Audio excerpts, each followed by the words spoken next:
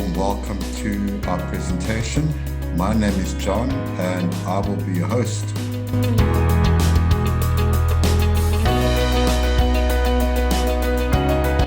Today we're going to take a look at some principles with regards to self-esteem. How do I develop self-esteem? And self-esteem, self-worth, self-image have become buzzwords in certain contexts, and a lot of books have been written, public talks have been conducted, and there is a lot that has been said about self-esteem.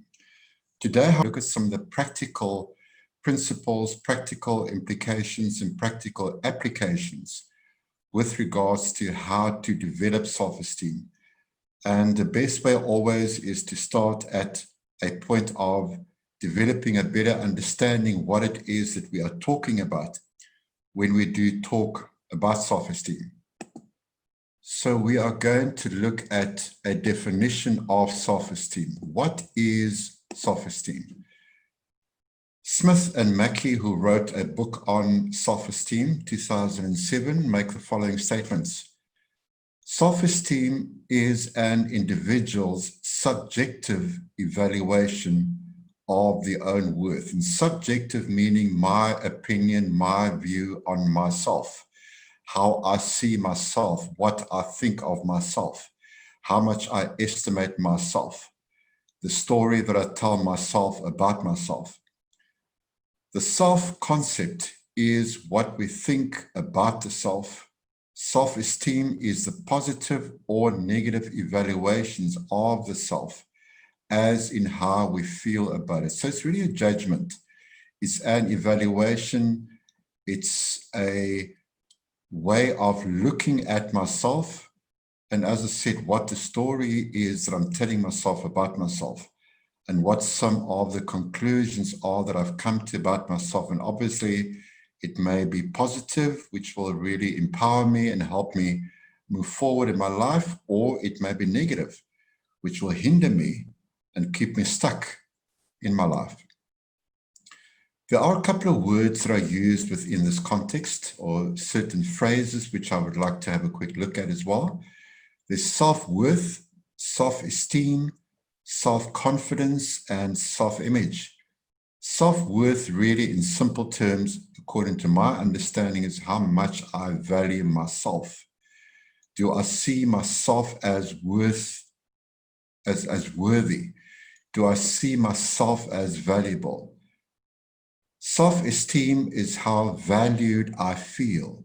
Do I feel valued? And that normally comes from other people's opinions about me, other people's attitudes about me. So am I of worth and value in other people's eyes? Because that contributes at the end of the day towards how I feel about myself. Self-confidence is simply knowing my abilities, knowing what I am capable of, knowing my strengths, and be okay with it and be comfortable with it. And then self-image, which we have looked at in a previous session, is how I see myself, the picture that I hold of myself, the view that I have of myself. There are different kinds of self-esteem or different levels of self-esteem. And the three basic kinds of self-esteem would be inflated self-esteem, high self-esteem, and low self-esteem. And inflated would be an exaggerated sense of self. I am better than others. It's when I compare myself with others, and I am more inclined to focus on the faults and the weaknesses and the incompleteness of others. And I view myself as better off. And it is important to understand that this normally comes from a place of low self-worth. So I look at myself trying to convince myself that I'm better than others. And that could be linked to the fact that I feel bad about myself. I have low sense of self-worth. So it makes me feel better to compare myself with others that I may view as inferior to myself so that I can feel better about myself. High self-esteem or positive self-esteem, I'm okay with who I am. I accept myself warts and all. I have a balanced view of myself. I know what my strengths are, and I continue to build on that. I know what my weaknesses are, and I continue to work on that. I don't judge myself. I don't condemn myself. I don't label myself. I understand that I am a work in progress, and there is room for growth because there is a lot of potential that I have to work on. And then low self-esteem or negative self-esteem, I am worse than others, also comparing myself. But here I am more inclined to focus on other people's strength and what other people are good at, and berate myself and break myself down. And all this obviously comes from early childhood conditioning, what I internalized about myself, the beliefs that I internalized about myself. And that ultimately contributes towards the sense of self, the story that I'm telling myself about myself, and how much I'm able to value myself, what sense of worth I have as a result of that. We're going to look at some characteristics of people with high self-esteem or positive self-esteem. What sets them apart? They are worthy of living. They have a place in the world. They don't look at themselves as inferior. They look at themselves as deserving. They look at themselves as being on par with everybody else. They are self-confident, which we looked at. They accept themselves for who they are. They are aware of their strengths and their weaknesses. They accept themselves unconditionally. Unconditionally, there are no terms and conditions. I am a human being, and I accept myself as a human being. I don't put demands upon myself. I don't compare myself with others. I seek continuous self-improvement because I realize there is always room for improvement, not because I am bad, but there are no limits to what I can accomplish and what I can grow into being, and it can continue to get better. I have peace within myself. I am okay with who I am. I feel secure within me because there is this unconditional acceptance of who I am and what I'm all about. I enjoy good interpersonal relationships. The cause of that would be that I don't compare myself with others. I'm not intimidated by others. I don't intimidate others. I'm able to relate from a place of I am okay. People with high self-esteem or positive self-esteem assume responsibility for their own lives. They don't blame others. They don't project. They face up, they own up, and they show up in their own lives. And they have the attitude, if it's to be, it is up to me. And I may not be responsible for everything that has come into my life, but the fact that these things are in my life now make them my responsibility. What am I going to do about it? They tolerate frustrations well. They don't take things personally. They don't use situations to judge themselves. So they realize that there are ups and downs in life. Sometimes things will work out the way that I want them to work out. Sometimes they won't. And they are able to tolerate that. And it all goes back to the story that I tell myself about the situations. And I am, because of positive self-esteem or high self-esteem, I am more inclined then to focus on possible solutions as opposed to focusing on problems. They are assertive, meaning they have clear and healthy boundaries, which they've also communicated, and boundaries being that which I will allow myself to experience and that which I will not allow myself to experience, what I say yes to and what I say no to on my own terms. They are outgoing, they respect others, they enjoy spending time with others, they are at peace with others, and therefore they invariably have more positive relationships than negative. They're willing to take calculated risks. They count the costs, but they're willing to take those risks because they feel confident within themselves. They're not necessarily irresponsible and reckless, but they, as I said, they may calculate what is at stake, what is involved, and make decisions from there, but they are more inclined to take those risks. They are loving and lovable. They care about others, and others are inclined to love them. And that is because they come from a place of self-love and concern for self and respect for self. And people tend to respond to that.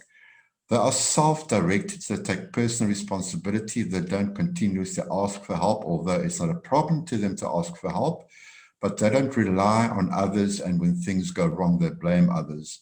They make their own decisions, they rely on their own sense of self-determination.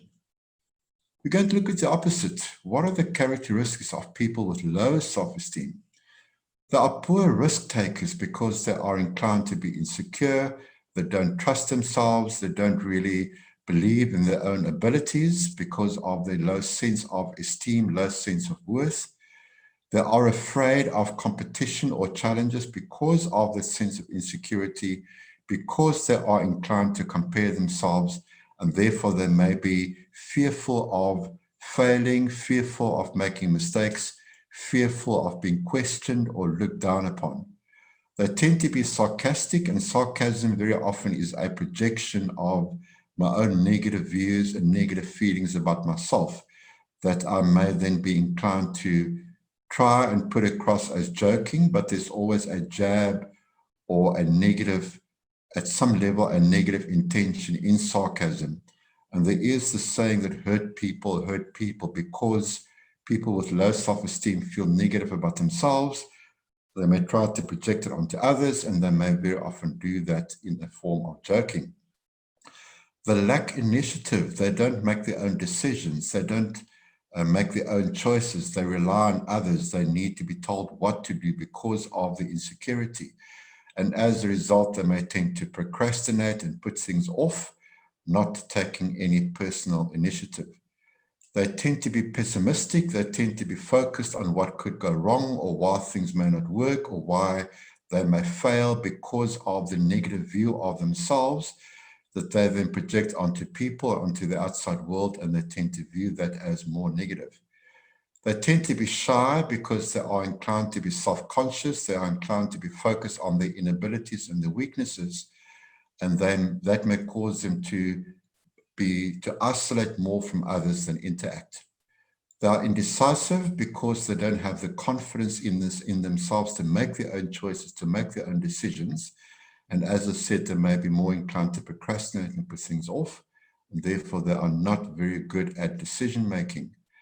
There is a lack of self-acceptance because they tend to be critical of themselves. They tend to be very hard on themselves, and they very often tend to set very high standards of themselves that they are inclined to fail at. And therefore they find it difficult to accept themselves for who they are. So there's a lot of self-criticism that very often plays out.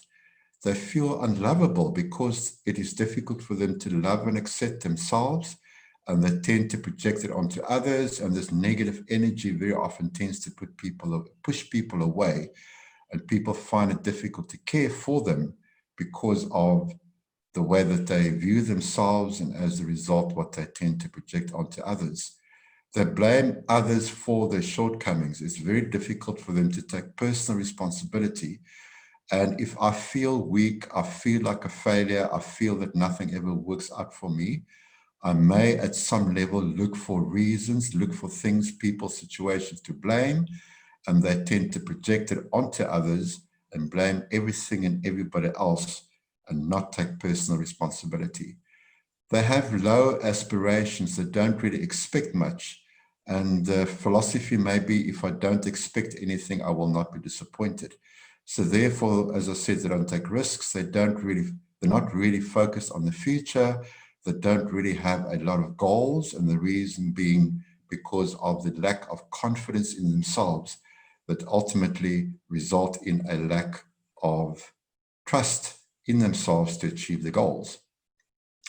What affects self-esteem? What are some of the factors that contribute to whether I have positive or negative self-esteem? Obviously, it all starts in childhood.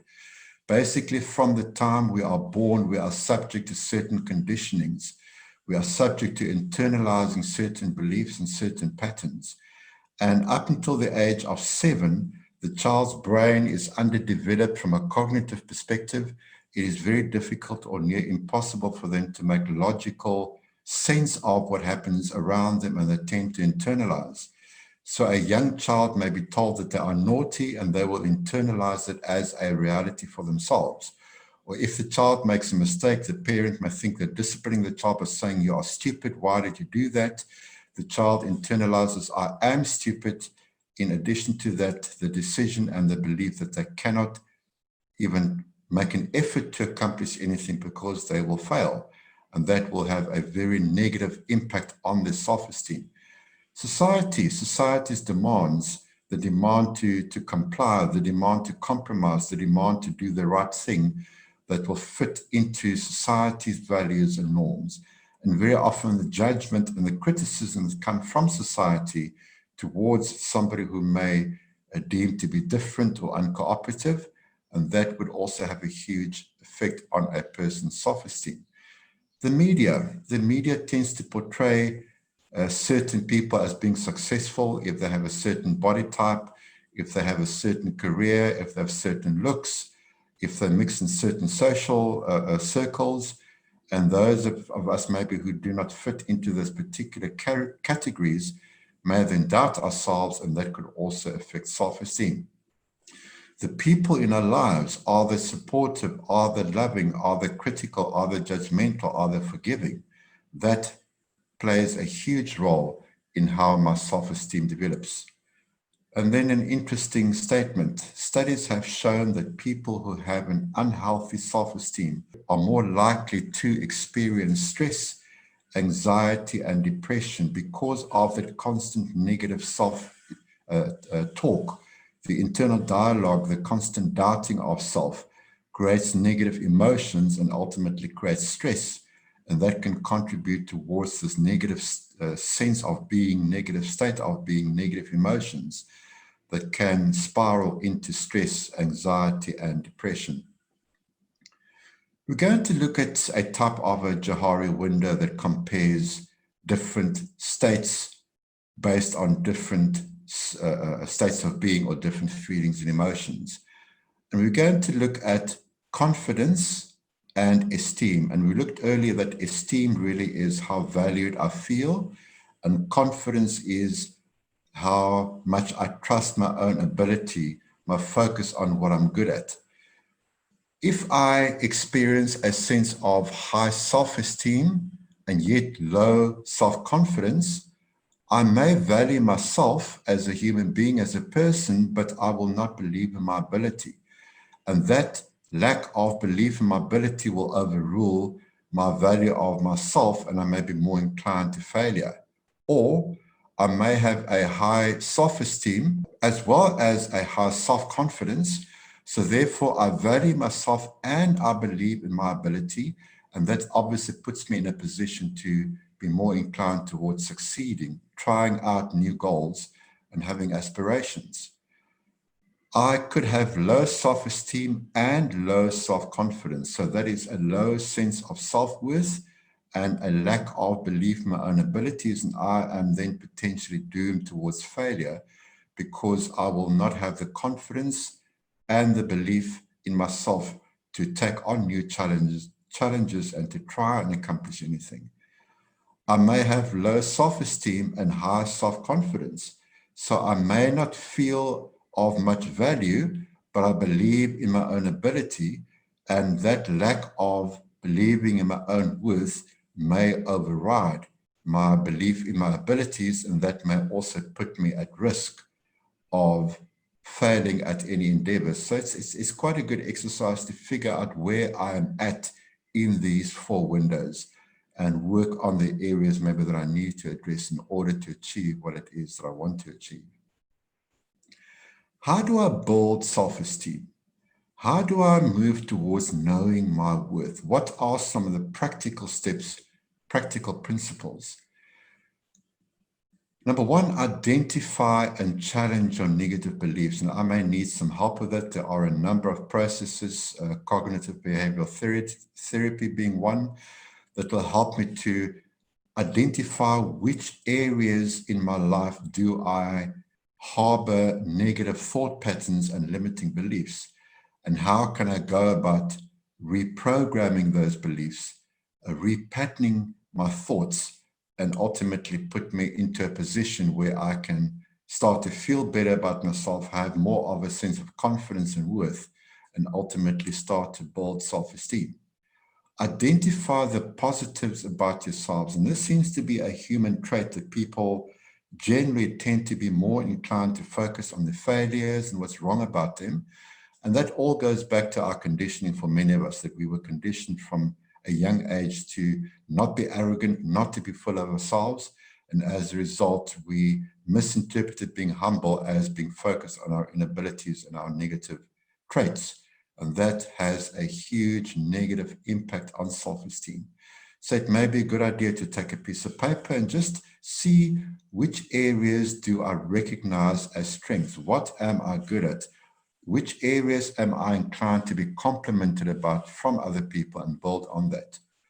Build positive relationships, and that may be a challenge, because if I feel bad about myself, I may not have the confidence to reach out to people that I respect or admire.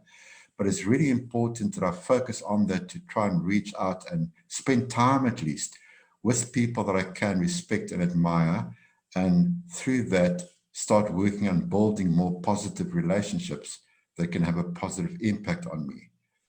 Give yourself a break. We tend to be so hard on ourselves, especially those with a problematic self-image. And I was victim to that for most of my life, for many, many years, having this negative dialogue, internal dialogue, this negative story about myself, about who I was, and the negative beliefs that I had about myself. And when I started to realize that it's important that I give myself a break, that I work on at least being less hard on myself and a bit more compassionate and a bit more forgiving, things really started to change.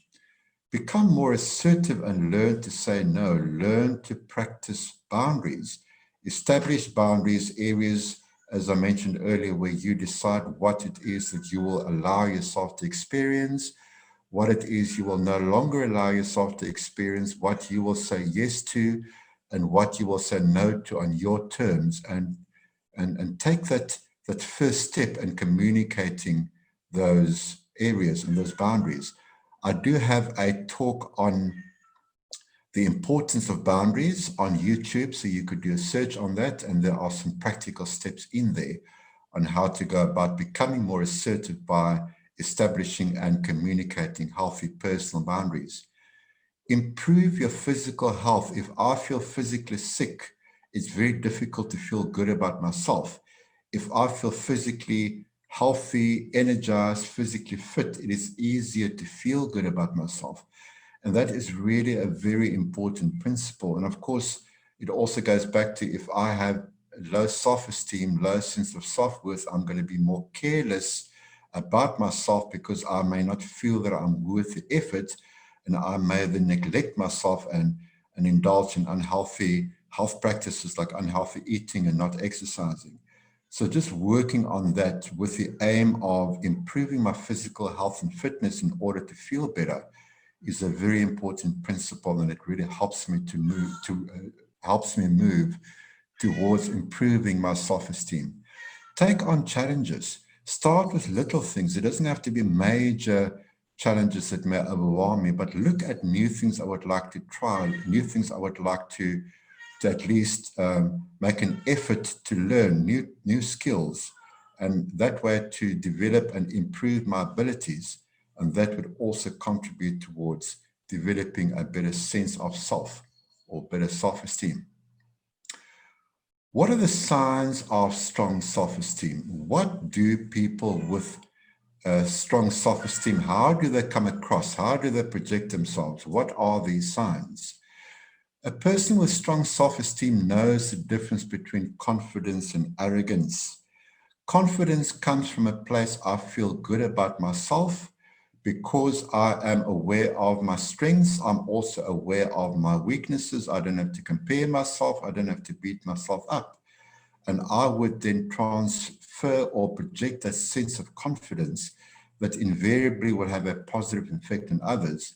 Whereas arrogance always comes from a place of insecurity and low self-esteem, where I need to prove to others that I am somebody. And people invariably pick up on that energy, and they are more inclined to react negatively towards arrogance. A person with strong self-esteem is not afraid of feedback because they want to continue to grow, they want to continue to learn. They're not inclined to take things as personal criticism, but as feedback that will give them the opportunity to have a look at themselves and see which areas they are able to improve on and in. Person with strong self-esteem does not people please or seek approval. They don't have to impress people. They don't have to manipulate people into liking them in order to feel good about themselves. They feel good about themselves where they are at. So therefore, they are able to maintain healthy, wholesome relationships within clear boundaries. And again, as I've said, they learn to say yes and no based on their own terms, and they can maintain healthy relationships as a result. They are not afraid of conflict because they don't feel intimidated, they don't feel threatened, and they don't have a need to manipulate others into seeing things the way they do, because they come from a place of confidence and feeling strong within themselves and feeling secure within themselves. So they understand conflict is the result of different views, different opinions, and there's always a way to communicate about that in order to bring about resolution or walk away if it is something that there is nothing practical that can be done about it. They're also able to set healthy boundaries because they come from a place of security in themselves, and therefore they know, as I've said a few times, what it is that they will allow and what it is they will not allow. And those boundaries make them feel secure in where they are, and that includes personal boundaries. If I put personal boundaries in place, this is what I will allow myself to do, this is how far I will allow myself to go. And also boundaries for others, this is how close I will allow them to get to me, and this is what I will allow myself to experience. They are able to voice needs and opinions. They're able to communicate what it is they need. They feel they have a voice, they have a say, because they come from this place of positive self-esteem, a sense of worth and value, and therefore they are not afraid to verbalize their needs and their opinions.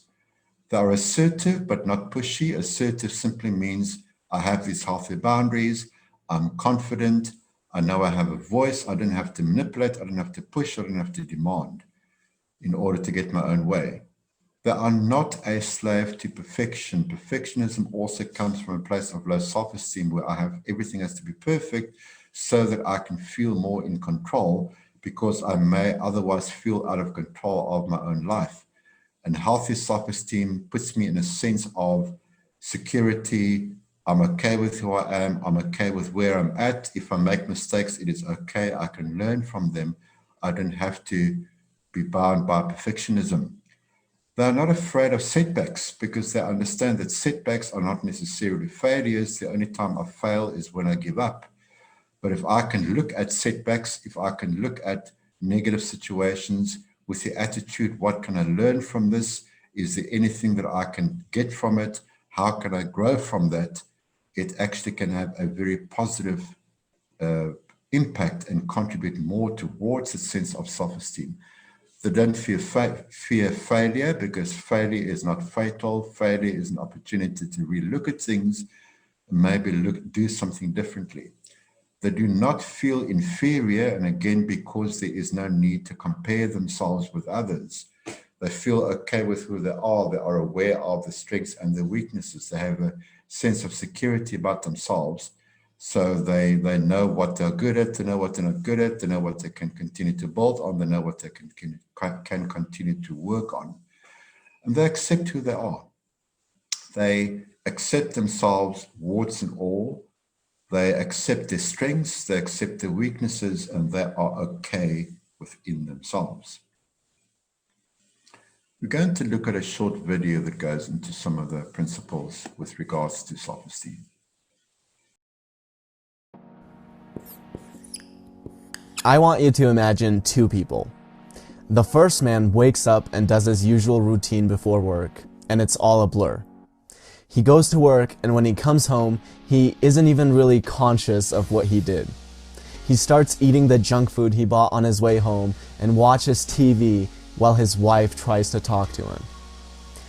Now imagine another man. He wakes up and tells his wife how thankful he is for their life.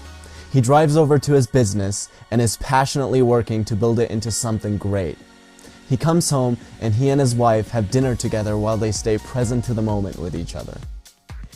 Out of these two people, which one do you think is going to have higher self-esteem? The first pillar is the practice of living consciously.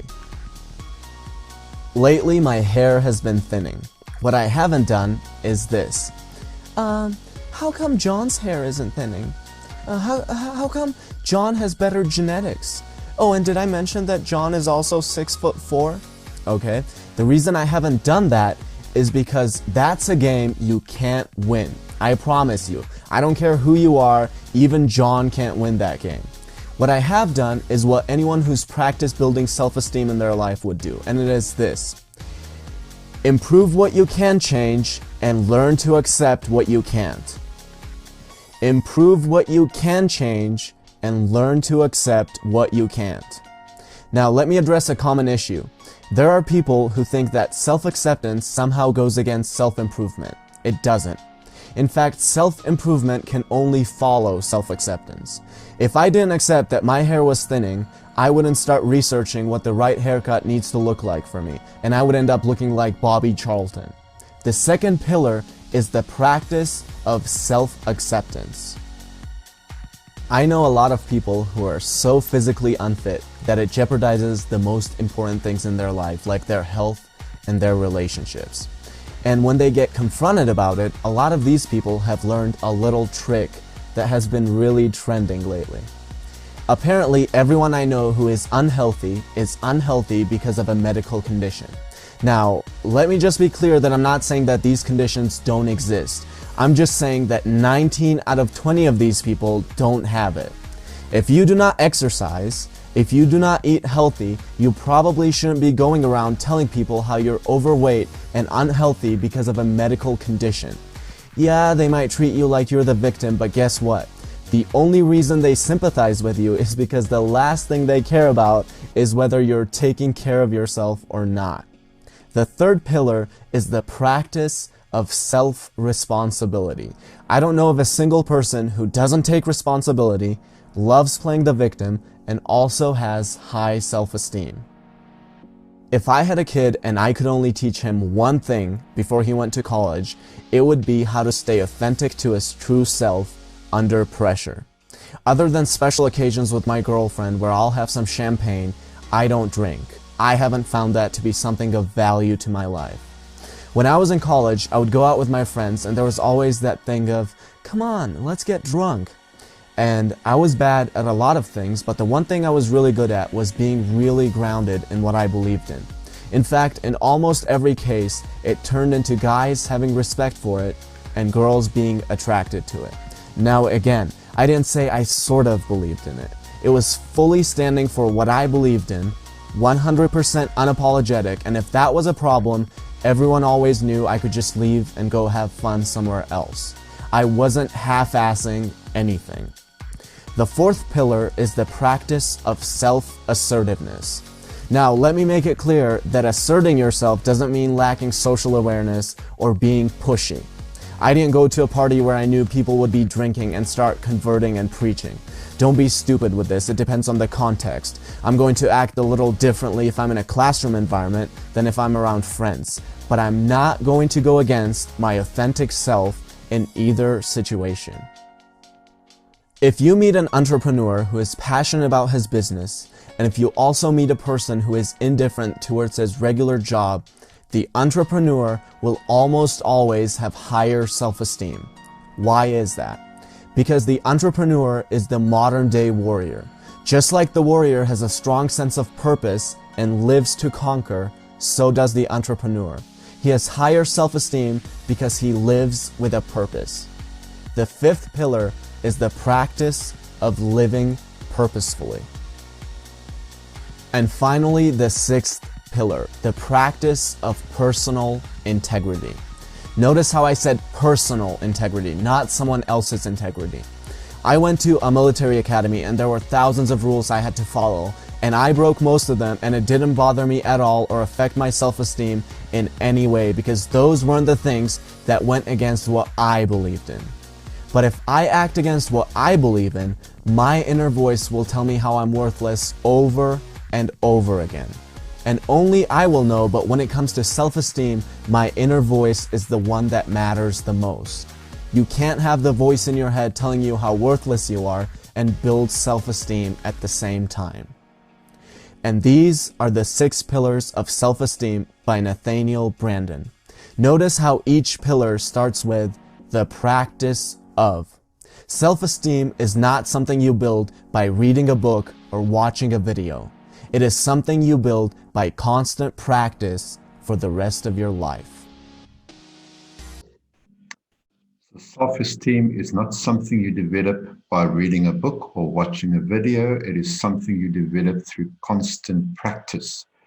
It's all about internalizing the principles that we spoke about. It's all about making the commitment to keep doing what is necessary for me to do in order to achieve whatever the goal is that I want to achieve. And it's also important to look at it as not something that I have to do. It's not because I have low self-esteem, I am worthless, I'm a bad person. There are always reasons why everybody is where they are at. And as we looked at some of the factors that may have contributed towards my lack of self-esteem, doesn't make me a negative person. It's just an understanding that if I can find ways and means to improve my self-esteem, it will contribute towards improving my general quality of life. So it's always about what are the benefits of doing it this way as opposed to I have to do it this way.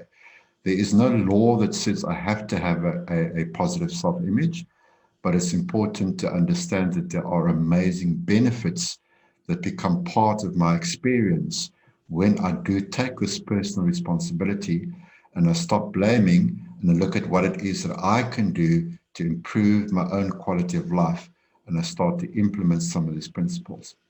So we're going to finish off by looking at these particular steps or this process. Low self-esteem starts with I won't do it. And that I won't do it is based on insecurity because I don't know how to do it. I don't have the courage to do it. It's going to be easy to avoid it. I will be less at risk of making mistakes. And then the next step may be, well, I can't do it. I may start to realize that my way of being is no longer working for me.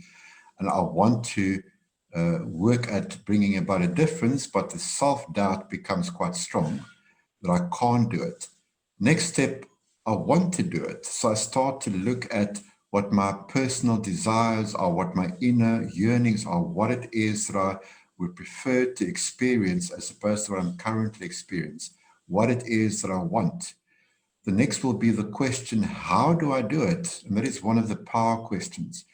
Very often people tend to ask why, the why question. Why can't I do this? Why do things never work out for me?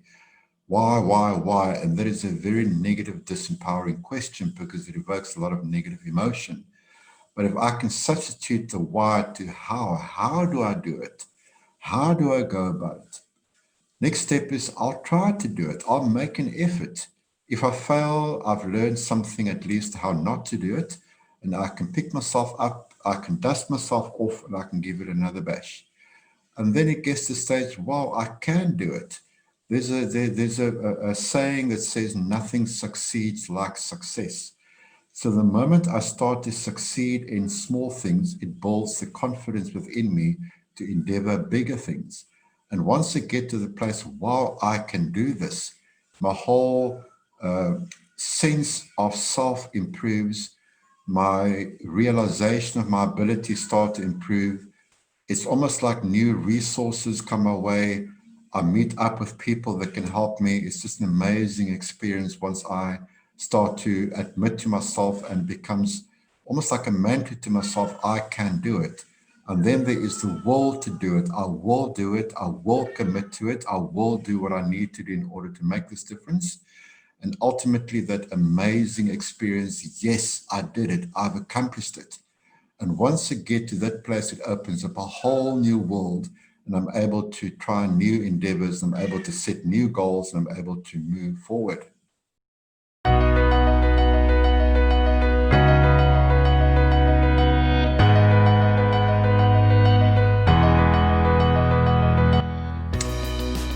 That is the end of our presentation. If you found value in this, or if you've got any questions or queries, please direct those to me at john.ttklife@gmail.com. And I also offer online coaching, and I also offer a 30-minute free coaching session where you can share with me what it is you're looking for. I will tell you how I go about it, and you can see if there's a match.